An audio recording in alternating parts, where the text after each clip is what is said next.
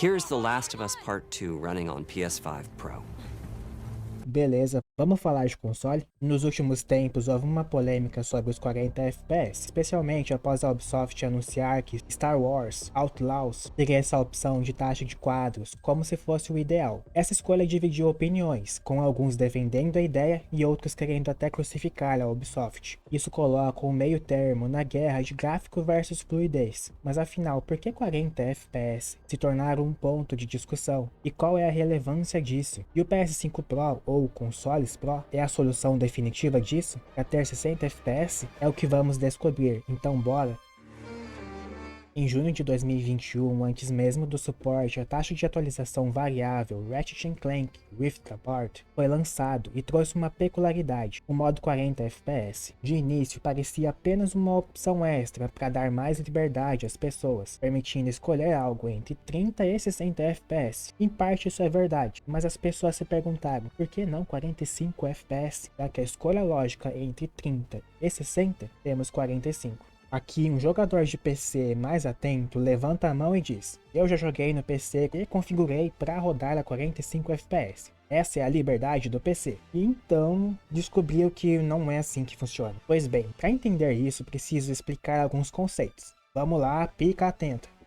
Como os quadros funcionam? Para gerar movimento e fluidez, basicamente uma imagem é colocada após a outra para dar a sensação de movimento. Para isso, qualquer número maior que 1 por segundo já seria capaz de fazer. Claro, a qualidade não seria das melhores, mas o conceito de movimento estaria lá. Para dar uma boa sensação de movimento, é recomendado algo entre 10 e 15 quadros por segundo. Isso pode variar dependendo da região ou da obra. Por exemplo, muitos desenhos animados podem ter cerca de 12 quadros por segundo, ou 12 FPS. E fluidez exige uma taxa mais alta. E é aí que chegamos aos famosos 24 FPS, que são um padrão no cinema, por exemplo, juntamente com a técnica de borrão de movimento, o motion blur, para suavizar transições entre os quadros. Nos games, o uso do borrão de movimento ajuda a imitar esse efeito com o mesmo propósito, mascarar os saltos entre um quadro e o próximo. Agora vamos ao ponto. Por que os 30 FPS se tornaram um padrão nos jogos, e não 24? Primeiro sim, existem jogos que rodam abaixo disso, como aqueles travados a 20 e poucos FPS.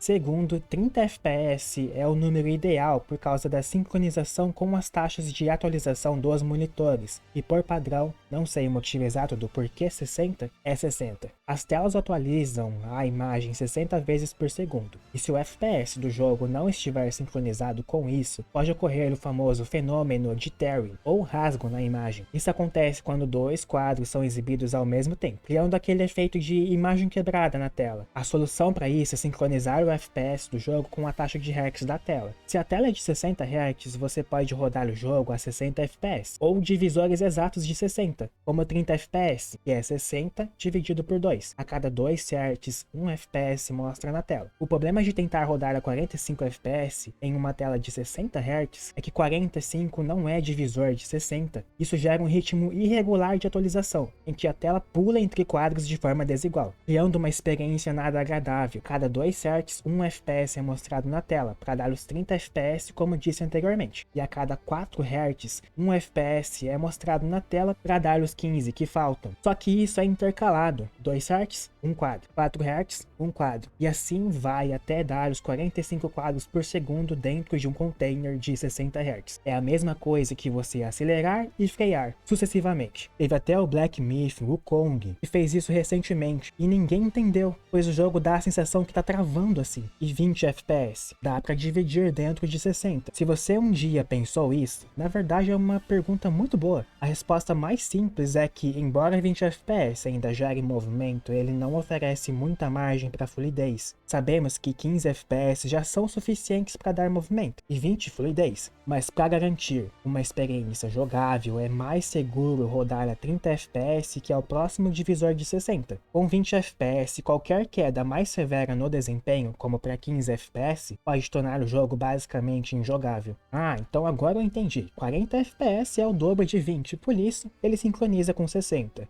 Não! Finalmente, 40 FPS parece um número estranho, certo? Afinal, 40 FPS não são um divisor de 60, que na teoria deveria causar problemas de sincronização. Isso porque 40 FPS são ideais para telas de 120 Hz. 40 FPS é um divisor exato de 120. Dessa forma, 40 FPS proporcionam uma fluidez sem exigir tanto quanto os 60 FPS. Em telas de 60 Hz, os 30 e 60 FPS ainda são as opções recomendadas, e eles também são divisores por 120. Só para fechar o assunto dos 20 FPS, antigamente os jogos rodavam a 20 ou 15 FPS. Foi através de testes que chegamos ao número que temos hoje. Além disso, na Europa era comum telas de 50 Hz. Então jogos rodavam a 50 FPS ou 25 FPS. Mas calma, tem mais, porque temos mais 3 fatores que influenciam nos frames. São eles: tempo de quadro, percepção humana e latência. Nos jogos é comum que os quadros sejam processados pela CPU ou processador. Primeiro, o tempo de quadro, em termos simples, refere-se ao tempo que cada quadro leva para ser processado e exibido na tela. Em um jogo rodando a 60 FPS, cada quadro precisa ser processado em aproximadamente 16,6 milissegundos, ou 16 para arredondar. Se algo atrasa esse processamento, como uma inteligência artificial complexa ou um efeito visual pesado como Ray Tracing, o jogo vai gaguejar, o famoso stuttering. Um quadro vai ficar mais tempo na tela do que deveria até o próximo carregar. Imagina que você está jogando um game pesado, mas aí a performance cai de repente em uma área mais complexa. Simples, o jogo ele não está conseguindo processar tudo o que precisa em 16 milissegundos, e quando isso acontece, ele simplesmente não consegue exibir os quadros a tempo. Isso nos leva a outro ponto interessante: rodar um jogo a 30 FPS. Quando um jogo roda a 30 FPS, ele tem o dobro do tempo para processar os quadros, 33 milissegundos. Isso significa que é mais fácil rodar um game em 4K com Ray Tracing a 30 FPS do que em 2K a 60 FPS. E mesmo que a resolução seja menor, se o jogo não conseguir processar tudo a 16 milissegundos, ele não vai rodar a 60 FPS. E o PS5 Pro vai resolver tudo? Falando em poder de processamento, ele veio com 33 teraflops. Isso é 3 vezes mais rápido do que o PS5 base. Na teoria isso é incrível, mas na prática as coisas são um pouco mais complicadas. Aqui no canal isso não é novidade, a gente já falou sobre isso. Embora o PS5 Pro traga avanços como a GPU baseado na RDNA 3 e Ray Tracing Cores da RDNA 4, ele ainda compartilha o mesmo processador com os consoles da 9ª geração, que é baseado na arquitetura Zen 2 da AMD, semelhante ao Ryzen 5 dos PCs. Isso significa que mesmo com uma GPU super potente, o desempenho em alguns jogos ainda pode ser limitado pelo processador. E como isso afeta o desempenho real? Porque a gente não joga teraflops. Em jogos que são ilimitados pela CPU, como algumas partes do Final Fantasy XVI e Starfield, mesmo se você reduzir a resolução, o FPS não vai subir muito. Isso porque o problema não está na GPU, mas sim no processador, que não consegue acompanhar a demanda de tarefas. Então mesmo com o PS5 Pro, se um jogo for limitado pela CPU, pode ser que ele ainda não atinja 60 FPS constantes. Eu tô falando isso para você não se iludir. No entanto, há esperança. PSSR, o Pissor,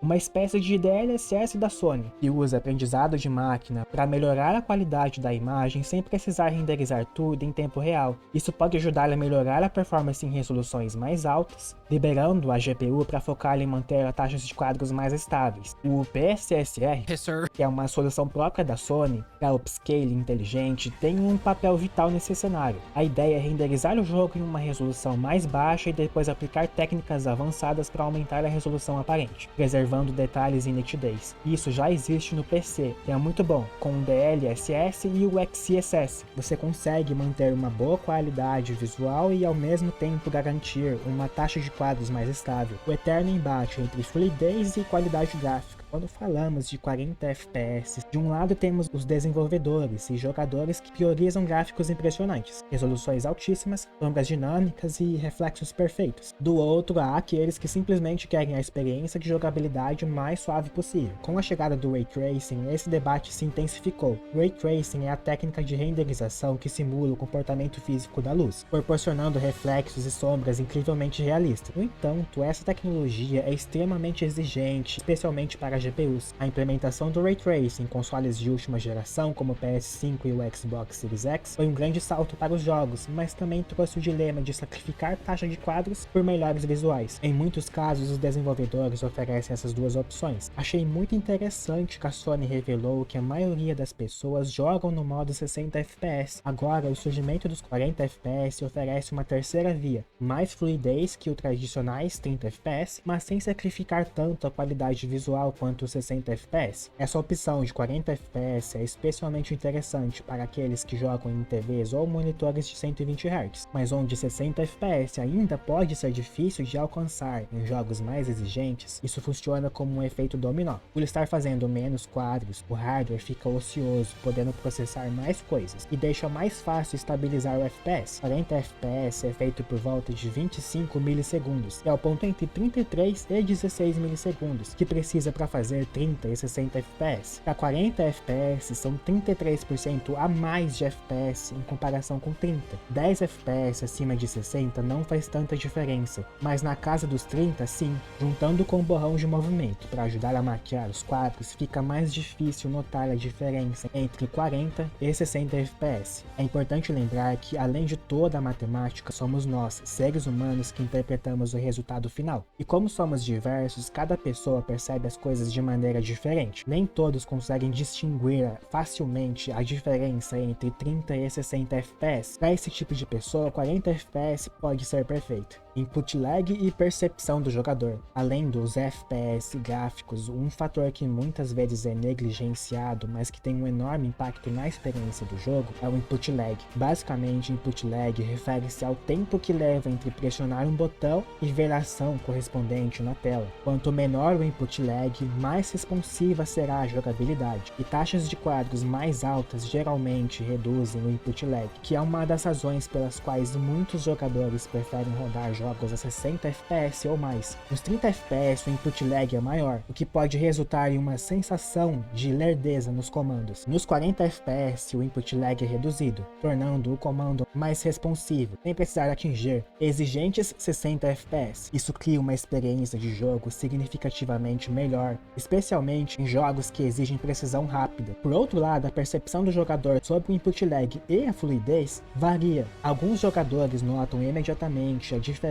entre 30 e 40 FPS, enquanto outros podem ter mais dificuldades em perceber, especialmente se a TV ou o monitor não estiver configurado corretamente, porque os desenvolvedores ainda travam os jogos a 30 FPS, apesar de todos os avanços tecnológicos e das opções. A razão é que para muitos desenvolvedores, priorizar a fidelidade visual ainda é mais importante do que garantir uma jogabilidade fluida. Isso é particularmente comum em jogos de mundo aberto ou jogos com gráficos muito detalhados. GTA 6 já foi prometido que vai utilizar todo o poder de processamento dos consoles da geração atual, e compartilham essencialmente o mesmo processador, onde o PS5 Pro pode não ser útil para rodar a 60 FPS. Imagina que a GPU é essa garrafa, o jogo é o conteúdo dentro dela, e a CPU, o bico da garrafa. Não importa se a garrafa, ou seja, a GPU, seja bruta, o que vai determinar o FPS é o tanto que a CPU consegue botar para fora e mostrar o game na tela. Geralmente os jogos são feitos para rodar pelo menos a 30 FPS. Nesse caso, a diferença de latência entre 30 e 60 FPS pode não ser tão perceptível em termos de sensação, exceto pela fluidez visual. No caso de jogos como Alan Wake 2, essa diferença pode ser insignificante, mas em jogos como Counter-Strike 2, rodar a 30 FPS pode torná-lo quase injogável para muitos jogadores, porque cada milissegundo conta. O input lag e a fluidez são percebidos de formas diferentes. Uma diz respeito ao que vemos e a outra ao que sentimos. Aqui tem que deixar claro, 45 FPS é o ponto exato entre 30 e 60 FPS em termos de input lag, diferente da percepção visual, que é 40. Deixe-me explicar isso de uma forma simples. Imagina que você levou um chute no saco. Isso gera uma percepção dolorosa. Agora, imagine que você viu alguém levando um chute no saco. Você também terá uma percepção sobre aquilo, mas são percepções diferentes. Uma não anula a outra. O input lag também é influenciado pelo tipo de controle que você está usando. Jogar com um controle que tem uma velocidade de resposta diferente da de um mouse pode mudar a percepção. Equipamentos com fio ou sem fio também dão essa diferença, já que o sem fio é mais lento. O Frame Generation, geração de quadros, brinca com essa questão. Ele interpola quadros extras para melhorar a sensação de fluidez visual visual entre os quadros processados. Embora a sensação ao toque seja menor, tecnologias que reduzem a latência são implementadas para melhorar essa resposta. Por exemplo, jogos que geram 80 quadros por interpolação, mas que internamente rodam com input lag de 40 quadros, pode ter o input lag reduzido graças a essas tecnologias, tornando os 80 FPS interpolados mais aceitáveis ao toque e para o olho humano, manipulando a sua percepção. Com a próxima meia geração de consoles, como o PS5 Pro, teremos finalmente uma solução para essa guerra entre qualidade gráfica e fluidez? A resposta curta é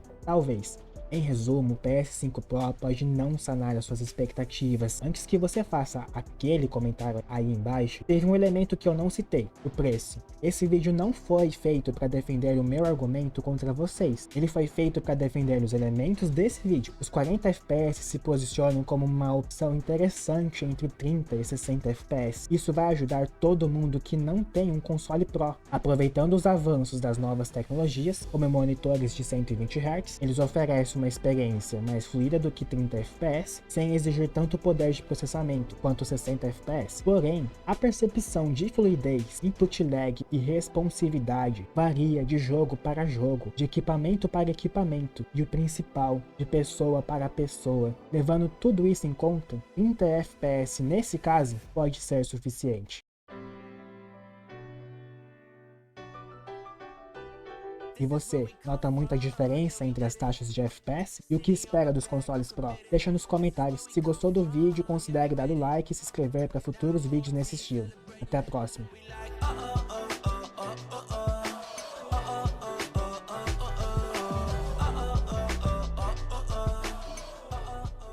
Pisser.